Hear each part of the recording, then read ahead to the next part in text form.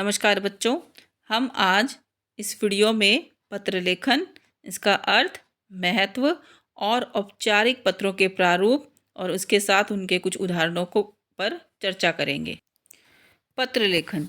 यद्यपि आज दूर संचार के साधनों में ज़बरदस्त क्रांति आई है और दूरभाष, फैक्स, मोबाइल, इंटरनेट आदि साधनों का उपयोग हो रहा है, तब भी पत्रों के महत्व को भुलाया नहीं जा सकता, अर्थात उसे नकारा नहीं जा सकता।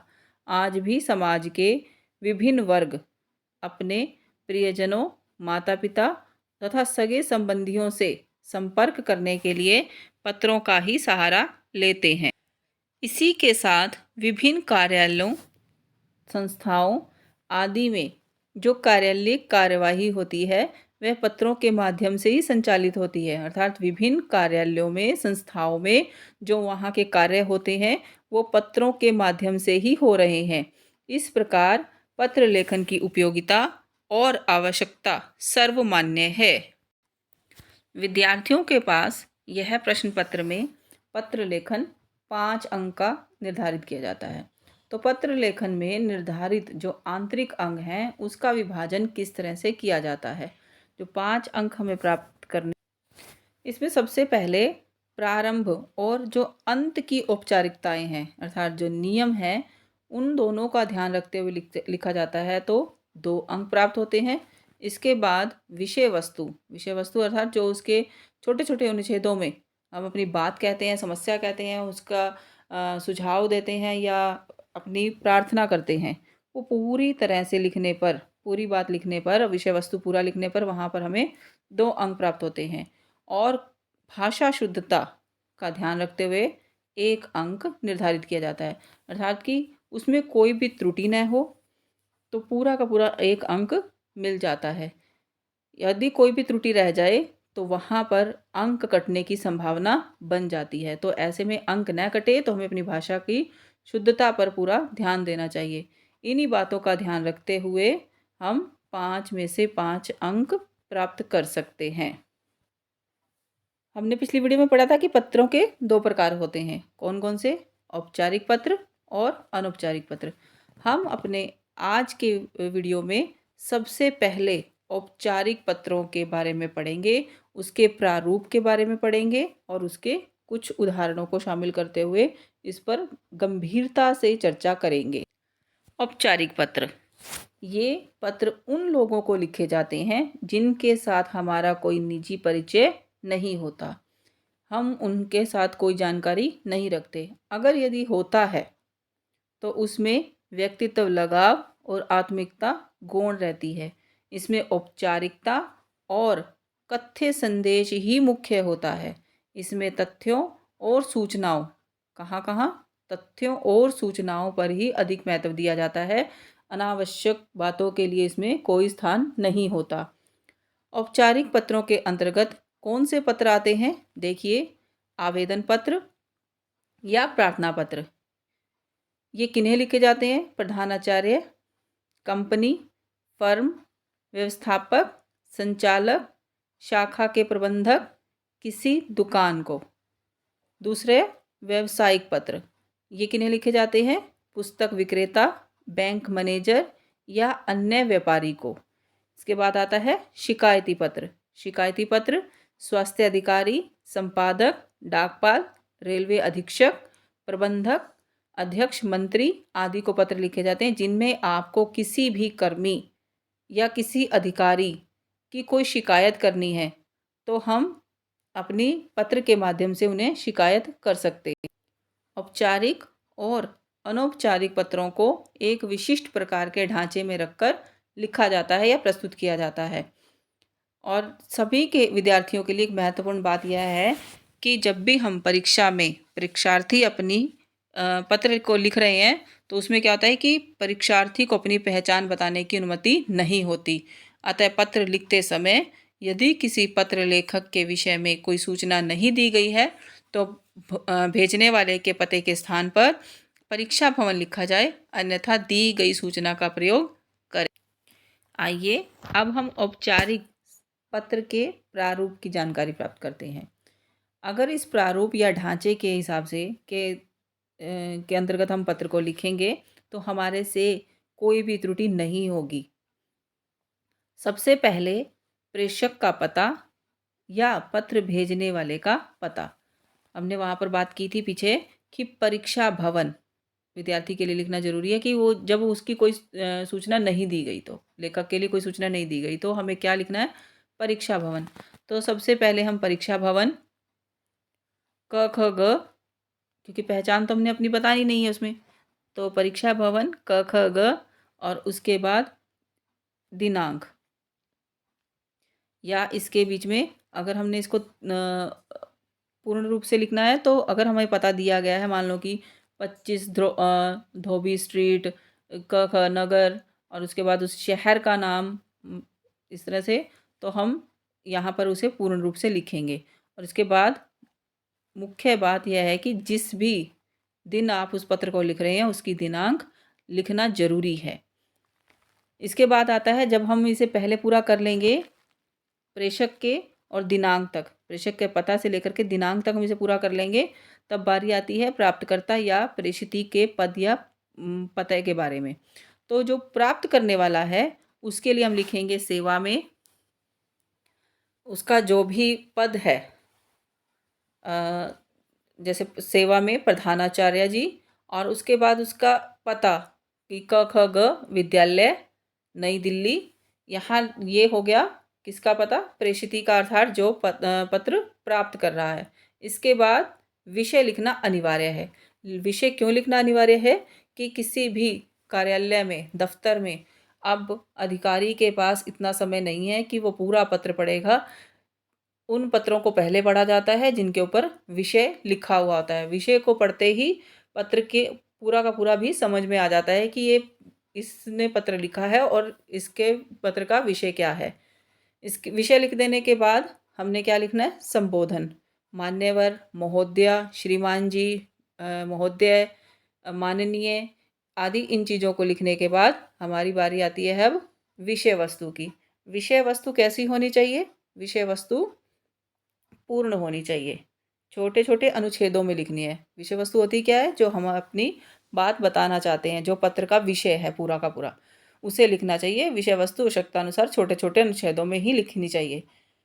इसके बाद आता है कि स्वनिर्देश। स्वनिर्देश देने के बाद, आभार व्यक्त करने के बाद स्वनिर्देश करने के पश्चात हम अपना पूरा का पूरा विवरण देने के बाद हम क्या करेंगे, अपने हस्ताक्षर करेंगे। हाँ, इस बात का ध्यान देना ज़रूरी है कि अगर आप अपने हस्ताक्षर सभी जगह अंग्रेजी में ही करते हो तो यहाँ भी क्या होगा, आवेदन में या प्रार्थना पत्र में आप वहाँ अपने हस्ताक्षर जो हैं वो साइन अंग्रेजी में करोगे। अगर आप हिंदी में करते आते हो तो अपने हिंदी में लिखोगे। लेकिन हाँ, नीचे नाम पूरा का पूरा आपको लिखना होगा, पूरा नाम लिखना होगा। इस तरह से इस पत्र की क्या होगी, प्रारंभ के से लेकर के अंत तक वह एक पूर्ण पत्र होगा और एक अच्छा पत्र लेखन होगा। आइए अब हम औपचारिक पत्र के कुछ उदाहरण देखते हैं। सबसे पहले हमने वहाँ चर्चा की थी कि प्रार्थना पत्र या आवेदन पत्र। सबसे पहले हम प्रार्थना पत्र के बारे में देखेंगे।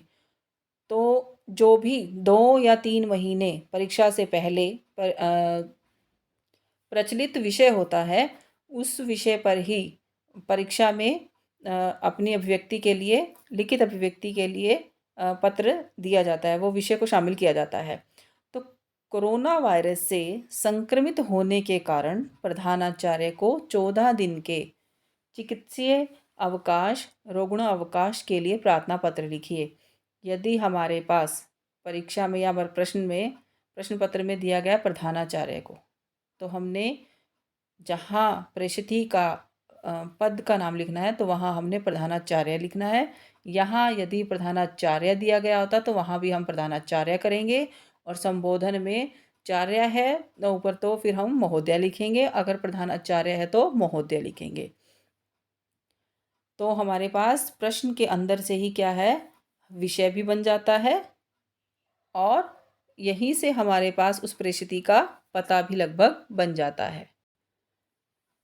सबसे पहले प्रेषक अर्थात पत्र भेजने वाले का पता, परीक्षा भवन, मेरठ, दिनांक, जिस भी दिनांक को ये पत्र लिखा गया है। उसके बाद प्रेषिती का पता व उसका पद, सेवा में प्रधानाचार्य जी, क ख ग विद्यालय मेरठ। और इसके बाद जो विषय लिखना अनिवार्य है, विषय हमारे प्रश्न में ही दिया गया था, चिकित्सीय अवकाश हेतु पत्र। संबोधन, मान्यवर, सविनय निवेदन यह है कि मैं आपके विद्यालय की कक्षा 9वीं या 10वीं, जिस भी कक्षा का छात्र है, 9वीं की छात्रा हूँ या छात्र हूँ, छात्र हूँ या छात्रा हूँ।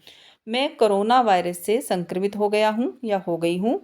चिकित्सक अर्थात डॉक्टर ने मुझे 14 दिन आराम करने की व सामाजिक दूरी बनाए रखने की सलाह दी है। इसीलिए मैं 14 दिन तक विद्यालय नहीं आ सकूँगा, या छात्रा है तो सकूँगी। तो ये पहले अनुच्छेद में अपनी आपने समस्या बता दी। अब आपने प्रार्थना करनी है तो दूसरे अनुच्छेद का प्रयोग करेंगे। अतः मुझे दिनांक, जिस भी दिनांक से आप पत्र लिख रहे हैं उस दिनांक से अगली जिस दिनांक तक आपको अवकाश चाहिए वो उस दिनांक को लिखिए, तक अवकाश प्रदान करने का कष्ट करें। आपकी अति कृपा होगी। और इसके बाद धन्यवाद। धन्यवाद के बाद यदि आप छात्र हैं तो आपका आज्ञाकारी शिष्य, क ख ग कक्षा 9वीं ब। यदि आप छात्र के स्थान पर छात्रा हैं तो आपकी आज्ञाकारी शिष्या, प्रार्थनी आदि शब्द लिखेंगे, निवेदिका आदि शब्दों का प्रयोग करते हुए अपना, अगर आपके पास ऊपर पहचान दी गई थी तो अपना नाम, कक्षा इस प्रकार से लिखेंगे और समाप्ति करेंगे। यदि हम औपचारिक पत्रों के प्रारूप का प्रयोग करते हुए उसको फॉलो करते हुए पत्र लिखते हैं तो क्या होगा, हमारे से एक अच्छा पत्र लिखा जाएगा। इसके बाद है आवेदन पत्र या नौकरी के लिए कहीं इश्तिहार आता है किसी कंपनी से, किसी सरकारी नौकरी का या किसी अन्य स्थान से, तो उसके लिए या तो कंपनी या जो भी इश्तिहार देने वाली संस्था है वो क्या करती है, खुद से ही अपना एक प्रपत्र भेजती है जिसे भरना होता है। अन्यथा जो आवेदक है आवेदन करने के लिए खुद भी एक पत्र तैयार करके उसे प्रार्थना पत्र भेज सकता है। तो क्या क्या चीज़ें जो हैं वो बहुत ज़रूरी होती हैं, जिन बातों का ध्यान रखा जाता है। देखिए, पद जिसके लिए आवेदन किया जा रहा है तो वो पद क्या है, यहाँ पर निम्न श्रेणी लिपिक हिंदी अर्थात क्लर्क के लिए क्या है, वह पोस्ट है। तो नाम प्रभाष चंद्र, यहाँ एक उदाहरण लिया गया है। पिता का नाम श्री हरिप्रसाद, जन्म तिथि 20/12/1985 या जो भी आवेदक की जन्म तिथि है। वर्तमान पता R58 साई चौक दिल्ली 119009। स्थायी पता और वर्तमान पता अगर अलग अलग हैं तो अलग अलग लिखिए, अगर एक ही पता है तो उसे दोबारा से लिखना होगा। क्या आप अनुसूचित जाति, जनजाति या पिछड़ी जाति के हैं? यदि हाँ तो हाँ में उत्तर लिखिए, यदि नहीं तो नहीं में। अगला प्रश्न है, यदि हाँ तो जाति का नाम लिखिए। यदि हाँ में होता तो यहाँ जो भी जाति से संबंधित है उसका नाम लिखना अनिवार्य हो जाता है। क्या आप भारतीय नागरिक हैं? यदि हाँ तो हाँ में उत्तर लिखिए, यदि नहीं है तो नहीं में उत्तर देते हुए तो आपके पास अगला विकल्प होगा, यदि नहीं, अगर आप भारतीय नागरिक नहीं हैं तो जहाँ की भी आपके पास नागरिकता है उसे यहाँ लिखना होगा। तो इसके बाद अगला विकल्प आपके पास आएगा कि योग्यताएं।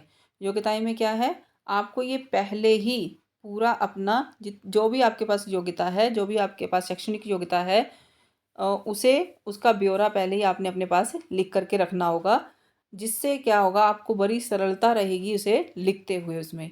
तो कक्षा, श्रेणी, वर्ष, शैक्षणिक संस्थान और विषय। तो यहाँ हम लेंगे, जैसे पहली उसने कक्षा है उसमें 12वीं, और उसने किस श्रेणी में यानी कि किस पोजीशन में पास किया है, वह प्रथम, वर्ष 2000। फिर उसके बाद शैक्षणिक संस्थान में आएगा जो भी उसका स्कूल रहा है, KVS दिल्ली, और उसके पास जो भी विषय होंगे हिंदी, अंग्रेजी, गणित और इतिहास।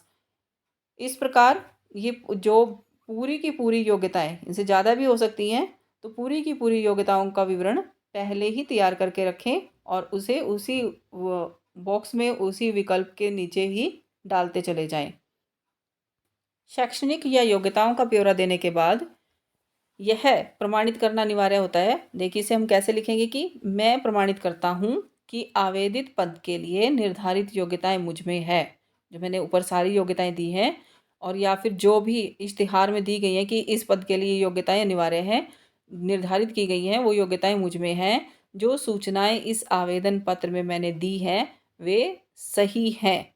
और उसके बाद इतना देने के बाद आवेदक के हस्ताक्षर, आवेदक का नाम और तिथि।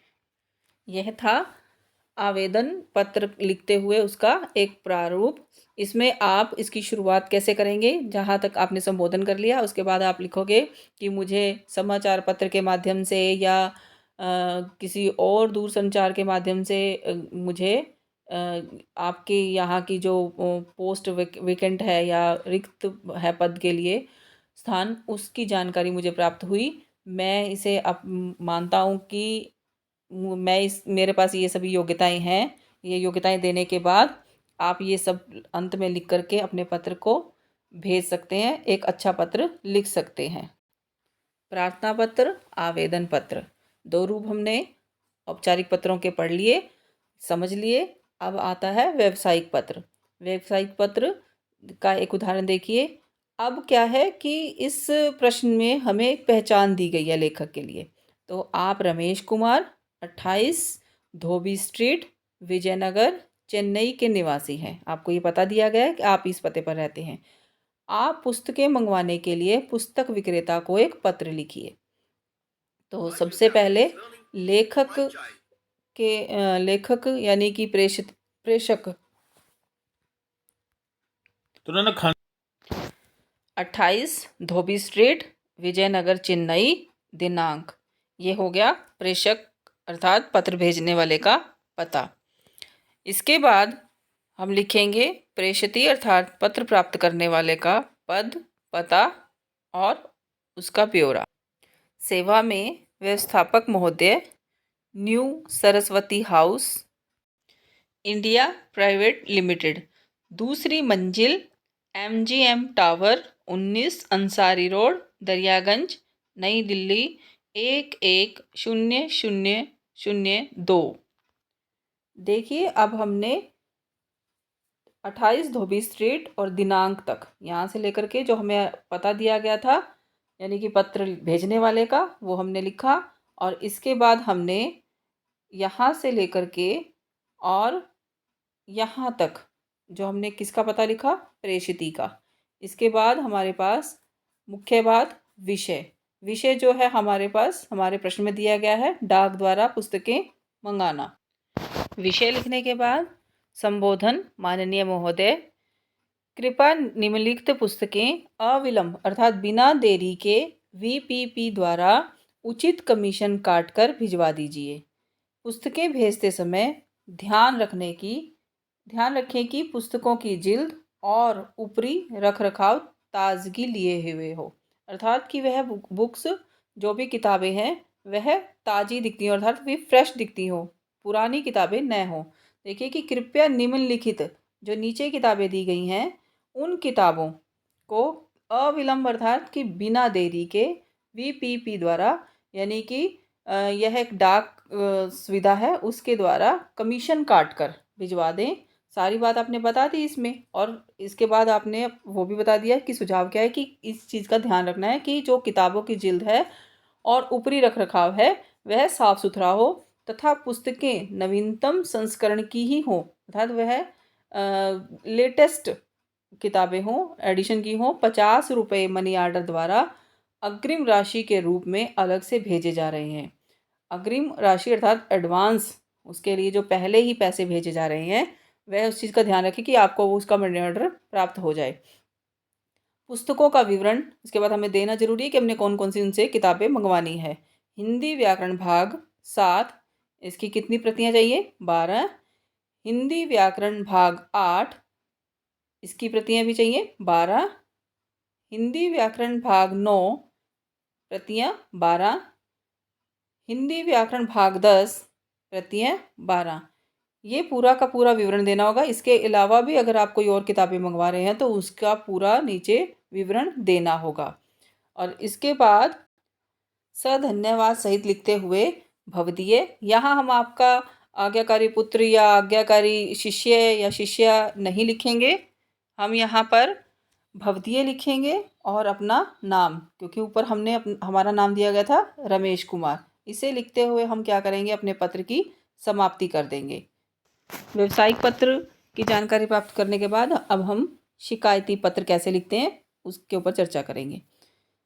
टेलीफोन खराब होने की शिकायत पर कार्यवाही न होने पर समाचार पत्र के संपादक को पत्र लिखिए।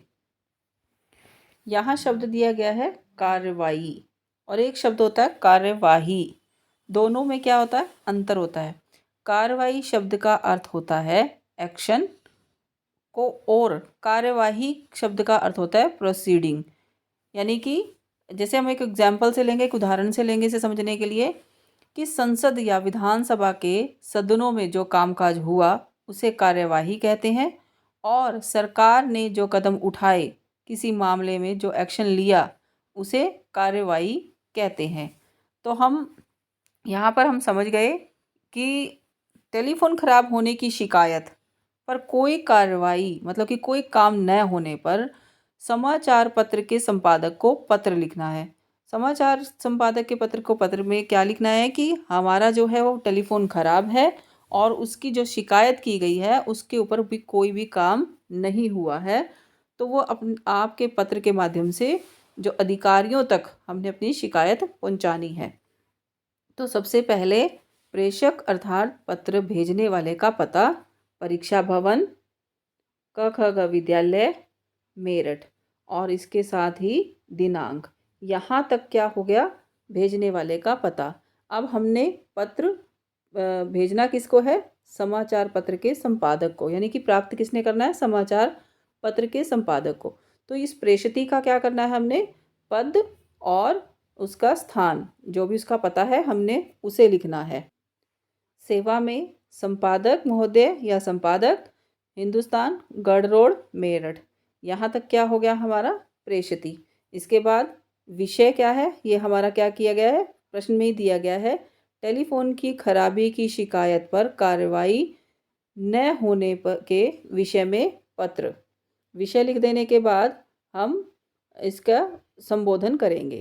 संबोधन, मान्यवर, मैं आपके प्रतिष्ठित समाचार पत्र के माध्यम से टेलीफोन विभाग के उच्च अधिकारियों का ध्यान विभाग के ग्राहक सेवा कर्मियों की लापरवाही की ओर दिलाना चाहता हूं कि मैं आपके इस प्रतिष्ठित समाचार के पत्र के जरिए टेलीफोन विभाग के जो उच्च अधिकारी हैं उनका ध्यान, जो सेवा प्रदान करने वाले, ग्राहक सेवा प्रदान करने वाले कर्मचारी हैं, उनकी लापरवाही की ओर दिलाना चाहता हूं। मेरा टेलीफोन गत अर्थात पिछले 2 सप्ताह से खराब है। मैंने क्षेत्रीय कार्यालय में कई बार शिकायत की, लेकिन परिणाम ज्यों का त्यों रहा, अर्थात कोई भी वहाँ पर उसको ठीक करने के लिए नहीं आया। टेलीफोन के खराब होने से मुझे व्यापार में बहुत परेशानी उठानी पड़ रही है। यहाँ तक हमने क्या किया, अपनी समस्या को बता दिया। और अगले अनुच्छेद में हम अपनी प्रार्थना करेंगे। आपसे विनम्र निवेदन है कि आप मेरा यह पत्र अपने समाचार पत्र में छापकर उच्च अधिकारियों का ध्यान इस ओर आकर्षित करके मेरी समस्या का समाधान कराने का कष्ट करें। इसीलिए मैं आपका बहुत आभारी रहूँगा। और इसके बाद आभार जताने के बाद धन्यवाद, भवदीय, स और जगह का नाम मेरठ। इस प्रकार आप इस प्रारूप को ध्यान में रखते हुए एक अच्छे पत्र को लिख सकते हैं, उसकी सारी औपचारिकताओं को पूरा कर सकते हैं। पत्र लेखन की पूर्ण जानकारी प्राप्त करने के लिए डिस्क्रिप्शन बॉक्स में दिए गए लिंक पर क्लिक करें। आपका बहुत बहुत धन्यवाद।